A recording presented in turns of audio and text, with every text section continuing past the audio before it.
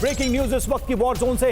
Lebanon में Israel के हमले जारी हैं। दक्षिण लेबनान में आईडीएफ का बड़ा हमला हिजबुल्लाह की सुरंग पर। एयर स्ट्राइक किए धमाकों से हिजबुल्लाह की सुरंग ध्वस्त कर दी।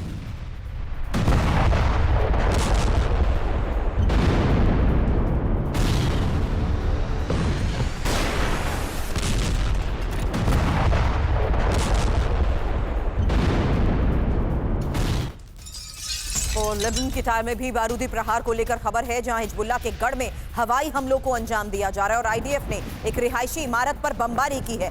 ये देखिए तस्वीर। हमले में इमारत पूरी तरह तबाह।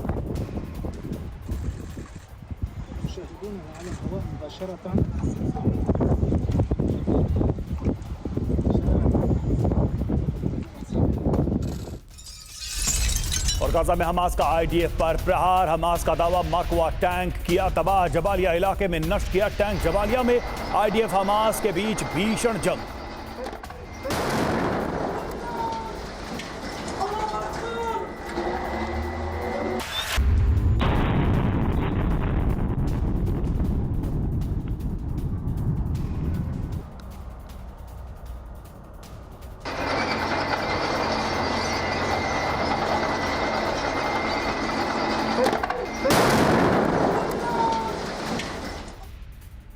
अब ईरान पर फिर हमला करेगा इजराइल और नेतन्याहू के घर पर हुए हमले का होगा ये बदला। कैबिनेट ने जवाबी कार्रवाई को मंजूरी दे दी है और ईरान पर नए सिरे से हमले को लेकर किया गया है एक बड़ा फैसला।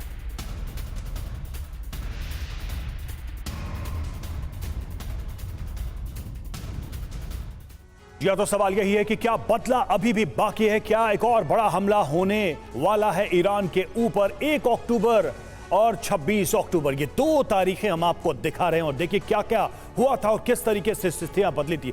1 अक्टूबर को ईरान ने 200 मिसाइलों से हमला किया और 26 अक्टूबर को इजराइल ने 100 फाइटर जेट्स के साथ लड़ाकू विमानों के साथ प्रहार किया। हालांकि 19 अक्टूबर रवि जब नेतन्याहू के घर पर ड्रोन अटैक की तस्वीरें सामने आई और नेतन्याहू के घर पर हमले का जवाब अभी बाकी है, इसलिए अब यह बड़ी खबर सामने आ रही है कि नए सिरे से एक बार फिर से अटैक की तैयारी है। बिल्कुल, सवाल यह कि क्या ईरान पर फिर हमले की तैयारी कर रहा है इजराइल? तो जवाब इसका संभव है, क्योंकि सुरक्षा कैबिनेट ने बदले की कार्रवाई पर मुहर लगा दी है, यानी कि अप्रूव कर दिया है। हालांकि इसमें खास बात यही कि बदला 26 अक्टूबर के हमले से बिल्कुल अलग संभव माना जा रहा है। सुरक्षा कैबिनेट में बदले की कार्रवाई को लेकर कई घंटों तक बहस हुई, कई घंटों तक चर्चा हुई।